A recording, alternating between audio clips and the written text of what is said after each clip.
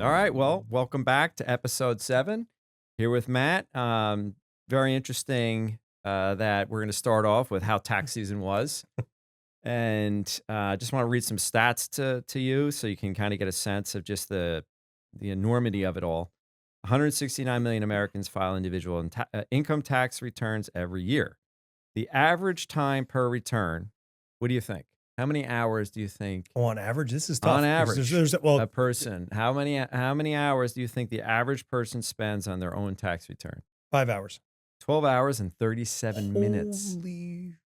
So, which is interesting because I just heard today that something about like the number, I think, because the administration is trying to get credit for the new bill and all this kind of stuff. Yep. So they put out there, I think the average return refund was up $3,400, right?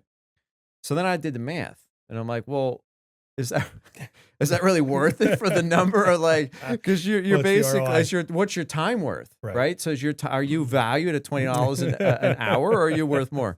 So, because that's the opportunity clause that nobody talks about, right? Sure. But there's 2.1 billion hours spent annually.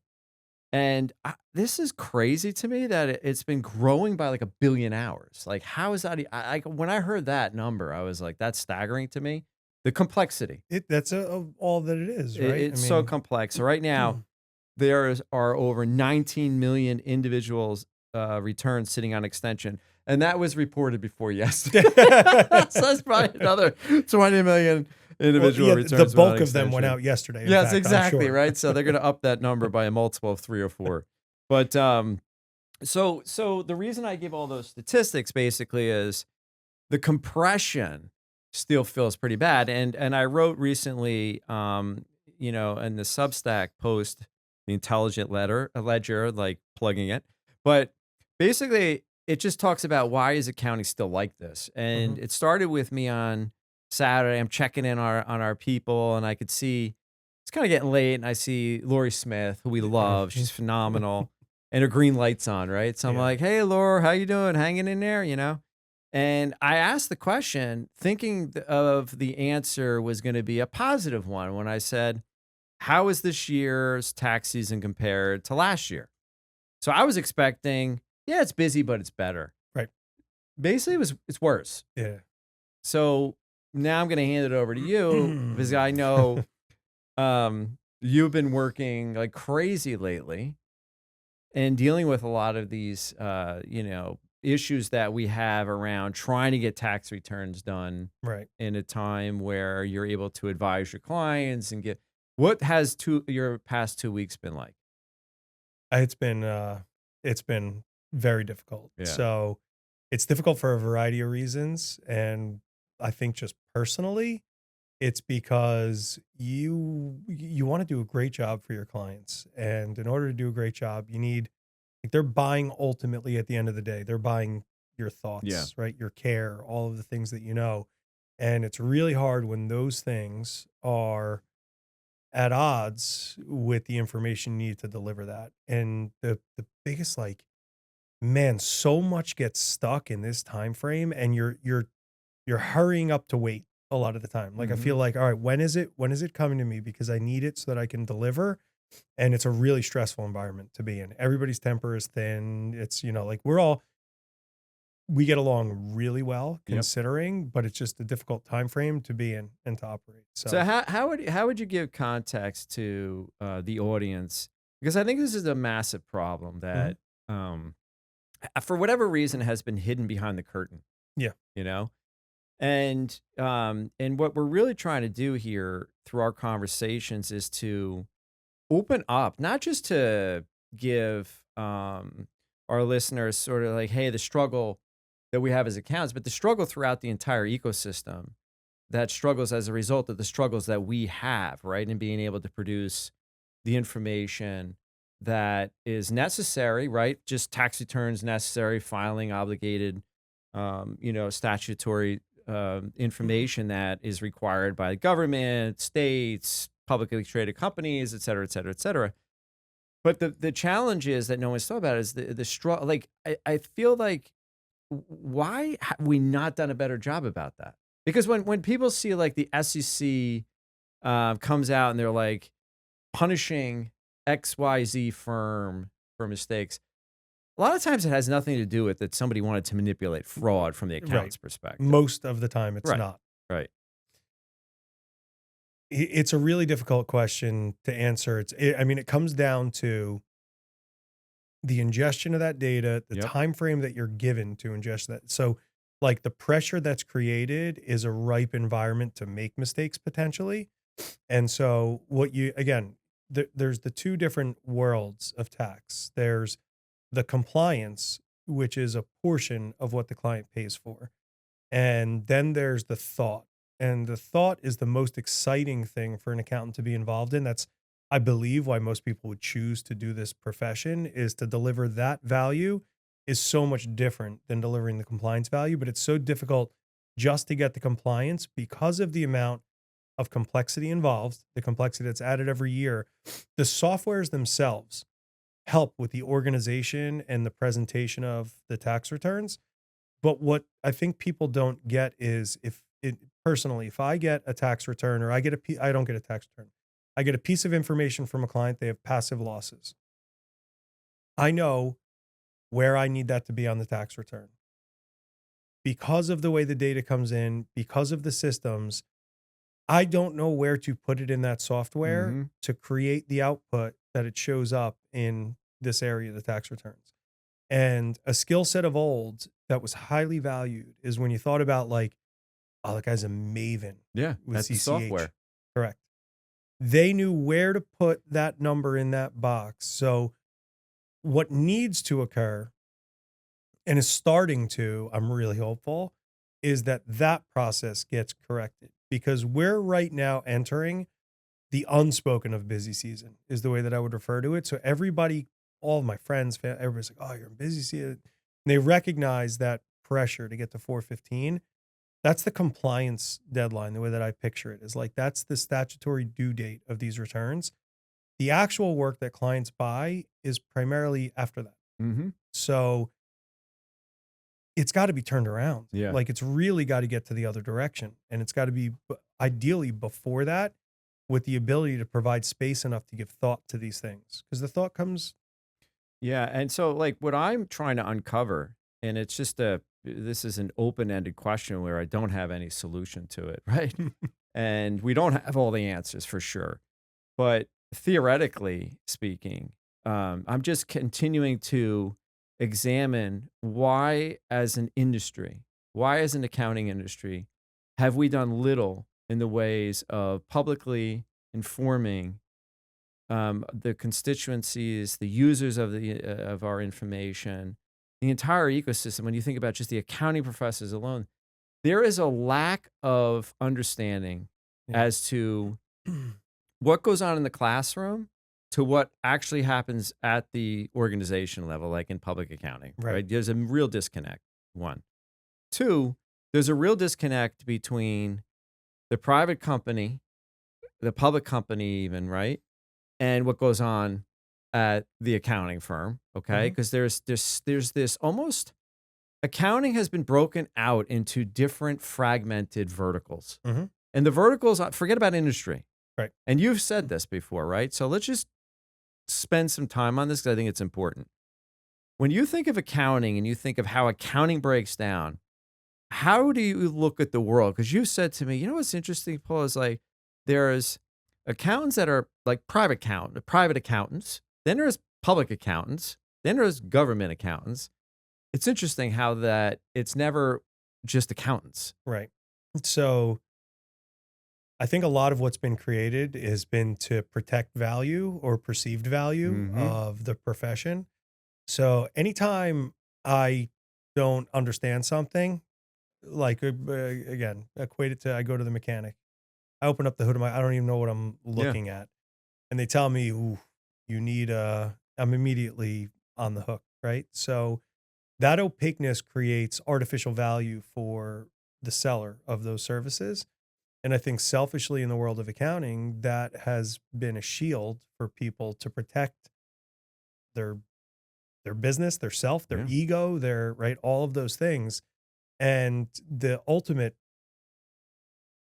punished party is the client at the end of the day, right? They don't get the client and the accountant. Oh, with the accountant, The accountant's been the one that's got punished the most. But as a result, yes, you're 100% right. It's interesting. That's what I'm getting to. Because when I look at, because I've been spending so much time just really trying to solve this problem. And specifically because I've been shocked over the past 24 months. When I look at, just from a pure business standpoint, right? To educate everyone. The other day, like, we got to run a business too, just like everyone else. You look at the spend on software, all of the technology costs, all the research costs, everything, add it all up, right? We've added payroll. It's not reducing payroll, okay? Which tells you something right off the bat that something's wrong. You're adding expertise to deliver the software. Yes.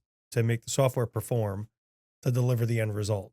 So we've increased our costs, and it's funny because I've had clients say, aren't you using AI? Should my cost be going down? And I've, like, the true answer is we've currently got the people and the software and the AI cost. Like, we've not yet realized. And we're not even talking about it. People have a complete misunderstanding of AI and accounting. I mean, a complete, like, such a disconnect. And that's why we're trying to educate around, like, there is not going to be anytime soon a massive reduction in the number of accountants. You need more accountants. Well, we've said it now many times. Yeah. There's not enough accounting work being done yet to even be replaced. But the problem is, and this is what businesses are struggling with, including us, to be transparent, is that if you look at, like, for whatever reason, accounting isn't valued the way it should be valued. It just isn't.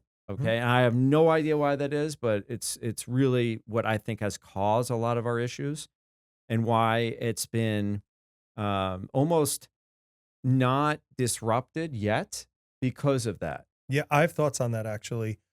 And it's because the accountants, not by their doing, have let down operators regularly. And it's because it's so historical that I've sat with many business owners. They're like, I don't care. Like, you're giving me data from 60 days ago. We got, like, I've live. And so the way they operate the company is to operate on a different type of intelligence, right? So they all operate based on some intelligence, and rarely is it the one they should actually be using, which is the accounting. And I don't fault them for that. It's because the accounting has let them down to date.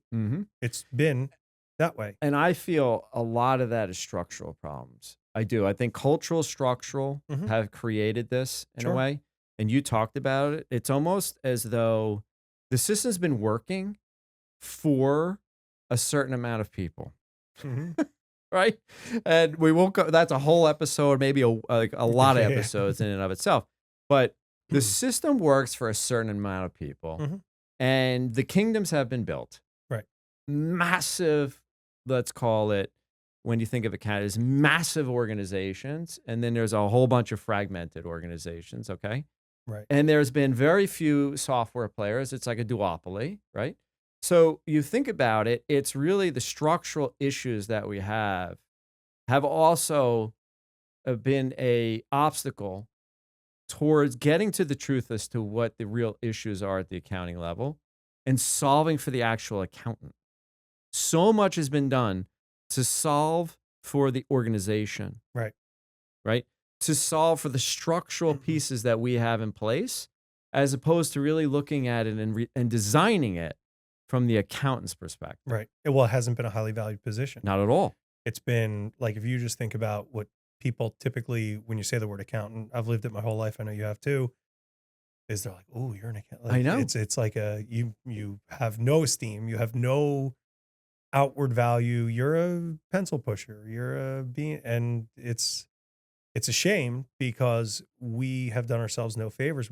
I'm sure, turned off very bright people that could be tremendously valuable in their career into other things that they find more interesting or lucrative or whatever that is. And so we've done ourselves no favors. We haven't, and it's unfortunate. It is, because if you even think about it from the perspective of a lack of education out there, if it took you 12 hours to change your oil. Would you do it? Never. Right? Like, You wouldn't do it. Right. But yet people are using 12 hours. Like, it's just, something's just broken. Yeah. Okay. So what I want to get into a little bit is just, if you're to solve, now we're trying to solve this problem. And we're trying to educate our people internally, the audience. We talked a little bit about the fact that we know that we can't add more people already to the mix. It just doesn't, like, I'm just talking about, that's not going to really cure the for a entire variety problem. of constraints, not only because we can't add them, because they don't exist. Right. Right. So it's a multitude of reasons. There's a cost structure in place that's difficult to upset, and there's a tremendous lack of personnel capita. And so what a lot of organizations are doing right now, because of that, they're looking at offshoring, right? So that is a solution some are trying to solve this with, right? But that's just the replacement part. It's right. We've tried it. I've tried it. Yeah. Pain, loads of pain. It's still an individual that's somewhat under your purview, but not, and it's the same personnel problem. Like, it hasn't changed the root of the concern, right? Like, you just added more manpower to it. It didn't do anything. No. And the issue that you have, I think, again, is contributing to the problem. If organizations continue to look at solving the problem through that, you're just moving from A to B. Right. You're not solving the overall issue. You're just taking that problem and saying, all right, you guys go handle that. Because now. It's a little bit cheaper. Yeah. That's the reality, is we could get it done slightly cheaper. And the problems just continue. Correct. And that's been a real issue.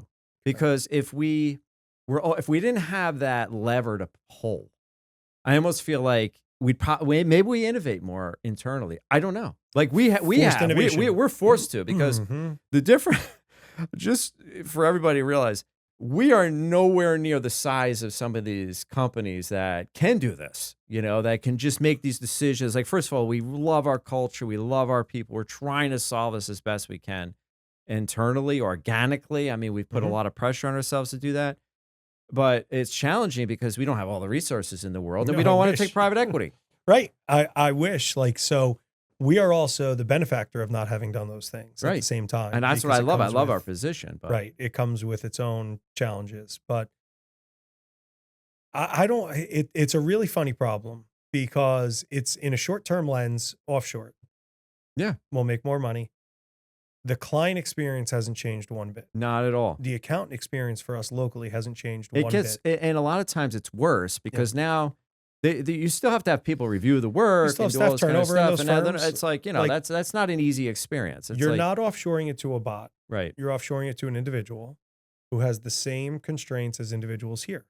There's turnover, there's sickness, there's a variety of things that still come with this. You haven't changed the problem other than the cost structure for us. Right. Slightly. What we have found. Right. I mean, there's been some savings. And I wonder too, a lot of times on that. I mean, for us, it really depends on quality and everything. And then we really have held back. Like, we're not interested. Like, I think, again, and the reason for that, and the reason we did that primarily, is we just didn't want to be an organization that was doing that. Like, we just made that decision. Right. Okay. The other thing, which I'm happy about, it's forced us to innovate. Right. Right. Yes. And so when we think about the way we're trying to solve this, is why 3 years ago we started WIS Labs. Correct. Well, we felt convicted in the fact that there is a better way. It just kind of hasn't been discovered yet. There was like a strong belief that software was going to turn from software into an actual tool. Right. And we were going to get or garner the ability to really change the way we did the work. And so, again, we started playing with LLMs in 2017, 18, and just seeing the power was like, all right, there is something bigger at play here. And we're at the early stages now of really trying to understand at the beginning phase, like what that could mean for us. And it's the promise of it should have everybody that's in accounting excited for what it's able to do within what we can see, the lens that we can see. It's a very exciting time. It is. And I think if we can reframe the problem too, and get to the level of having a conversation as to solving it at the accountant level, Mhm. right? And stop thinking about it so structurally and organizationally, Right. and that it's going to be this massive threat because it's clearly a lot. It's going to take a lot more work than anybody ever realizes, and that's really the strength of the having the right conversation. Because the other thing we all have to realize, and this is the challenge we're in, as I was alluding to before, to revisit that, the problem you have right now is that you have all your embedded software costs Mhm. and you have all of these workflows that exist. And so all of that has to continue because you can't just like instantaneously magically bring in the tools. It's going to Well, it's just going to imagine the like take those away, right? imagine the potential disruption, the risk you would actually be taking to unseat what you have for a Right. tool that could potentially, like, the risk of failure is It's high. enormous because we're a deterministic, we're not probabilistic. Right. Right. So we have to be accurate and we have to be right. Right. So there's a huge risk in that, and that's why firms also probably don't take that leap. Right. And so I love the fact that we have the ability to innovate within the lab, test in the pilot environment, get it to the point where it's deployable and actually, impacting. I'm really hopeful that in the near term we're going to be able to deploy more tools that are going to impact lives We are going. I dramatically. mean, we're already developing things that are going to be wonderful. The challenge is we've got to get through this period of time, and It's and just we're really that's what trying it to is. educate not just our own. I mean, really, we're trying to educate our own people first, right? To Sure. realize that this is a massive undertaking, because you can't just undo and we're not going to offshore. Right. So, because if you offshore, you can keep your processes the same, you can keep the structural ways of your workflows the same, right? We're not. Well, the Okay. loser is still the client and the Yes, accountant. because we're They're the really losers in that. we're trying to make it so that the experience will be wonderful, Mhm. okay? But to get from here to there requires more hours, it requires more expense. Mhm. There's no other way around that. Right. Yet, you can't just go raise your prices to recoup this. No. So, you In are fact, the market pressures, as I mentioned is earlier, have it's been, on us. aren't you using AI? Yes. Shouldn't my costs Yes. be So reducing? there is a misnomer Right. out there that is saying that because you have AI, my fees should go down, and it's absolutely wrong. Because we as an organization cannot disrupt the experience we want to provide our clients. We want to Right. be able to provide at least a consistent level of service that they've come used to, which is getting harder and harder to do It as is. we've talked about and described with facts. Um, but we have to, at the same time, invest in something that is going to be able to create a much better experience for in the future, but it's pressuring our people at the same time because you're running pilots, you're running parallel paths, and through our WIS labs, it's not like we have some like we're not in Cupertino. Yeah. We're WIS labs is here. Yep. It's with our people. We're asking them to participate. We're running live examples. We're doing all kinds of experimentation, which is added work. It's hard on them. Like, if we step back now and think like, all right, yeah, I had a tough 2 weeks. You had a tough 2 weeks, longer than 2 weeks, but we are asking them to do these things, which are totally outside of their norms. And there's risk in it, right? You historically process the tax return using this software, using this workflow. We're asking you to now do it in this new manner, but you might still have to do it the old way too, just in case this thing Mhm. doesn't, like, they look at their workload, they look at what they have, they imagine a prior year and say, well, based on the tools I used, I was packed and I got it done. Now you're asking me to do more. We have to be thankful that we have the type of I people that agree. want to adopt this stuff, because at the outset, this is unquestionably more work than the alternative, which is to stay status quo. It is. And I think that's what's not being spoken about, Mhm. and what we're trying to do. Because Right. at the end of the day, what we're really trying to do is live within this mission we've had for years, which is just, can't we make accounting a much better experience than what it has been traditionally? And it's not there yet. It's not. And, you know, and I agree with that. It's not there yet. But let's think about for a minute kind of some highlights Yep. of the things that went well and are showing promise. So I can say, I know that we had the discussion with Abacus and we're working with them on the K-1 specific, but I had a personal example of a tax return that I received for final review on behalf of a client. And I did my typical go through, have questions. And I wrote definitively, my review notes are, sometimes it depends the mood you're in, the amount of venom that comes in, that we double counted the interest income. And I was confident in it. And I sent it through and said, rerun the return and please get it out to me now. I promised it to the client. And what came back was a mix of, we utilized Abacus for the input of the K-1. And within 5 minutes, they were able to give me the fact that the company had returned investment income in addition to the shareholder loans. And so I was like, oh, that's a really nice thing. And I think it probably felt great for the preparer in this essence to be able to give me a little bit back to medicine, because I was pretty definitive in my response. So I think I hope that that's going to persist and become the norm, where I have less, when I'm reviewing a return, I don't want to have to review it for what's wrong. Right. I want to be able to take at face value that it's largely correct, and then take the approach of what ifs. What if we, can we, have we thought, should we consider? Those are the things that ultimately the client buys. That's right. And I think what I love is, first of all, you and I are tremendous optimists. So it's fun for me to be a pessimist here and there. It's not natural, but I agree 100%. I think that's really what I was trying to get at, is to set it up in a way to say, look, the tools are coming. We're developing tools. We're working with amazing innovators, right? That are helping solve a lot of problems that come from the pure ingestion of data. And how do you ingest that data? How do you interpret and put that data in the context that it needs to be in? And it's I think I forgot the number, but it's into thousands of pages we saved this year. Just by using that tool. Using the tool, yeah. And it's really funny when you talk about like the data and the ingestion of the data, and like that's like a wide thing, right? Like that's known, but like putting it into practice, accounting is stuck at the level of whatever the information that's fed into the system of record that we're using. So what that looks like in practicality is, you can look at an expense item, for instance, and you're like, okay, payroll is up or down. You're like, great, payroll should be up or down because of X, Y, or Z reason. And then you say, let's dig a little bit deeper. And what that looks like is, you go into the sub account, and you're like, okay, wages are up in this area, down in this area. And you then immediately start asking the next question, which is, okay, was this a result of overtime? Was this like, what was the driver of those increases? And you quickly get to the point where you're like,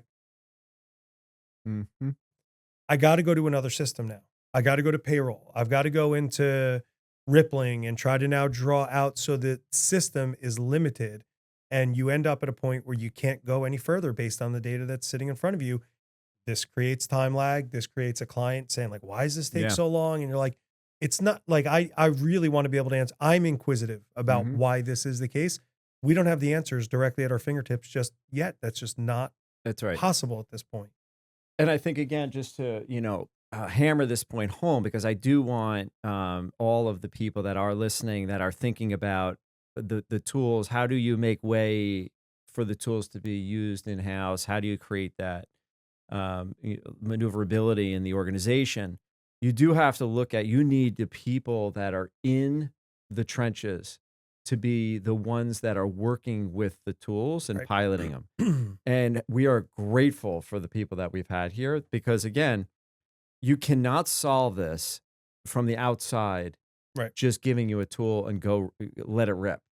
That's just software, right? If you think about it, that's no different than the SaaS that's been delivered and for we have to make years. sure that people continue to hear this, because there is such a lack of understanding out there, that what's not being told is that you have got to have people dedicated to be experimenting and using the tools. And some of those people are your best people, because you want your best people giving you the right feedback on the tool, because you cannot, as an organization, we do not want to ever lose trust. And as an organization that's built on trust, the last thing you want to do is be giving this validation to the people that you least trust. Which puts enormous pressure on your best people. It does. And The the reason you know how complex this problem is because the amount of carcasses that are on the wayside that have tried to solve it, and you recognize it's not solvable with software. If it was solvable with software, it'd be done. Mm-hmm. So we need something more, and we're at the precipice of that something more being valid. But you're right in stating that if that something more that we bring in is steered in a direction by people that aren't the most highly trusted, that aren't the most, I would say, they weren't the experts in their respective field, whatever that is, we're going to end up at a failure point, and that's going to be a problem. We're just So, recreating. We're going to recreate what we have, correct. right? Because you have got to co-solve these Hmm. problems where you have domain expertise and you have the technical expertise, Hmm. okay, and the client expertise. And all of those factors cannot be outsourced. I mean, the most important thing that we hold on behalf of our clients is the context. So the reason that I'm valuable to the clients and WIS is valuable to the clients that they are valuable to, geez, um, is because of the context that I have conversationally about. I know a variety of things about this company that become relevant because X problem they're trying to solve. And so those things are the most important part of this. It's the context that's going to drive the tool, going to drive the utility, going to ultimately drive the value of what we receive back from that tool. Yeah, and I would say that for any organization that's really looking at and there because there's a lot now that are yeah, there's many more companies around that are saying they can solve problems. Okay, so you're going to get hit with a lot. The thing you really got to look at is who's going to be deploying from their end, who's coming on site, who's going to be holding your hand along the way. Yeah, the evaluation, and we've gone through this a bunch of times, is not tool first Yeah. almost ever, right? It's what we've got, our specific set of facts, circumstances, tribal knowledge, processes, things that we are unique to us, figure out the problem, and then try to find something that works with us to be able to help solve that problem. So the opportunity cost that you spoke about earlier is greater than people imagine because it really is the best people that you want doing this to solve the problem for what it actually is for your organization. If you rely on outside provider in, it's really a software environment. It's not taking all of the context that is necessary to deliver a real solution, and you're going to end up with similar process, That's right. additional cost in software, additional cost in AI software. Ultimately, hopefully, the reporting end of that would get better because the context of the data would be better potentially. But to unlock the full value, it's really an end-to-end thing. Hmm. This isn't an outside in, and it comes to your point earlier of the like mandated AI, like show me 5 ways you used AI this week, and that being the how we're going to adopt it. Like that forced adoption is just such a, I mean, forced adoption works in like 0 cases out of a million. I So, agree. uh, getting a champion, getting somebody that's in the trenches that wants help, and then providing them the space, the resources, and the ability to enhance this is going to change the company. It's going to change the reporting, You got to have your leaders involved. There's no other way to do it. If you right? think you're going to outsource again using that terminology to some outside consultant, some 20 something that's going to come, it's not happening, Right. right? It's like it has to be met with just such understanding of the depth and complexities that are involved, and to create the space Mhm. within the organization to be able to do it. And it's really hard because you have to, at the same time, try to create the space, but have real honest conversations with the people to really say to them, look, I mean, we know we already know, like you're busy as ever, but We need you to be this, a little we busier. need you to be a little busier because by doing it though, that the future is better. Yeah. And so I think that's the difference this time Right. is that we're not asking them to learn the software and just become an expert in the software Right. that's never going to become an intelligent tool for them or intuitive or help in collaboration, et cetera, et cetera. These are real value added tools that are not going to be static. Right. They're going to continue to make your world better. But to get from here to there, I just want to make sure everybody realizes that it's a lot of work. It It's really funny you said this. I hadn't thought of this until right this second when you said that. The length of time that these things take is different. And I go back to my first ever computer class. I was in high school. So the year was 1943. And Mr. Thoner was my teacher. And we were working on an Apple. It was some form of an Apple. I have 2E. I don't know what it was. And the man was very smart for sure. And you would, prepare for a test like you do when you're in high school. And he would always say, I am not testing you on anything I consider obsolete information. And to him, he was very clear. Obsolete information meant all the shortcuts with respect to Apple. So he said, I will not quiz you on Open Apple O, being to open a new file, because there will be new software shortly. Smart man. And this will be obsolete information. Now, that was 1992. I still use Open Apple O. I still use, Open Apple N. I use all of those shortcuts. But he is correct in that very soon that is obsolete information. And it took him, I have no idea what the hell Mr. Thoner's up to these days, but he was impactful enough to recognize that the value is not in that. The value is in understanding what its capabilities are and getting to actually perform. And so I think that that's where we're going to get to with these tools in this market, to allow accountants to be accountants and to ultimately be valued for what they're good at. And it's going to mean retooling for a lot of these people into their value being, I know I got to go to form B1 and then in the subledger enter this, to what does this output actually mean now?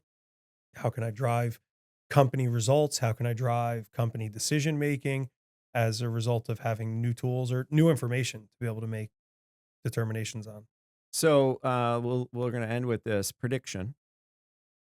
When do you think we are going to be in a state where someone's going to say to you, that was the best tax season I ever had? Come on, commit to a year. 2028 tax season. That's what I think too. Do you really? I do. Because I believe we're going to make huge strides. I know here we're making huge strides because just so everybody knows, a lot of times, like even our people are hearing for the first time. Yeah. They're like, what wait, were you making that promise? The reason being is that next week we're already starting. Yeah. We're already starting. We have it mapped out. We have a plan. We're going to go at it so that these next 6 months, because there's a heck of a lot of returns still to do and get prepared and get them out and filed. We're going to use, like, we're ready. Like, so we have 3 active pilots. Right. We have 3 active pilots. We're going to continue. And we, again, that's been the beauty of the WIS labs running parallel, right? And really now it's the engine that's driving the whole entire organization. But it's going to allow us in 2027, we're hoping improvement, but I think it may not be as glorious as 2028 may be. Because you know what I mean? Because we're gonna have a lot of bumps along the way. There's still shortcomings. Yeah. In a variety of these tools. So like I'm one of the, and you are, biggest Claude fans there are, but there's issues with it, right? I'm the top user, to believe that. Were you really? I can't, I was laughing. They came in because apparently I'm breaking like whatever usage. It's like it's got, right. What are you doing in there with Claude, Current state has limitations. They say Gen Xers love it, which is really interesting, which is another, like, I want to dive adoption would have been that. younger. I know, it's Gen X. Yeah, they're you know what? We've had the pain, and we look and we're like, there's got to be a different. I think so. We are so skeptical about everything too. It's just maybe there's also that, like, we're gonna prove these people wrong. Yeah. And then like, you learn this thing works. Yep. That's really funny. I would have thought. I haven't looked at the numbers. I would have thought differently. Yeah. But it's inherently limited, right? Where it stands today. Oh God, yeah. And that's arguably the most powerful tool available in a general sense. Right. And when you take tax and accounting specific tools, obviously there's a change that exists within them that's reliant on those LLMs, but then they have their own issues independently. That's right. So there's a time frame to this occurring. And that's why I also feel like this year will be a year of improvement. 28 should be a year of real change. Yeah, and I think everybody's just got to realize that it's general intelligence right now. Right. General intelligence is not specific intelligence, right? Okay. All right. Well, that was a wrap. Thank you for having Beautiful. me again. Thank you. I got my Monopoly socks on today, by the way. I like wore that. them on purpose. The day Nice. after tax season, gotta get the bags of dough. Yeah. Thank you, everybody. That's a wrap on This Week in Accounting AI. If you found this useful, make sure to follow us. On Spotify, smash that follow button on our show page. And on Apple Podcasts, tap the plus sign and leave us a quick rating while you're there. I'm Paul Peterson. See you next week.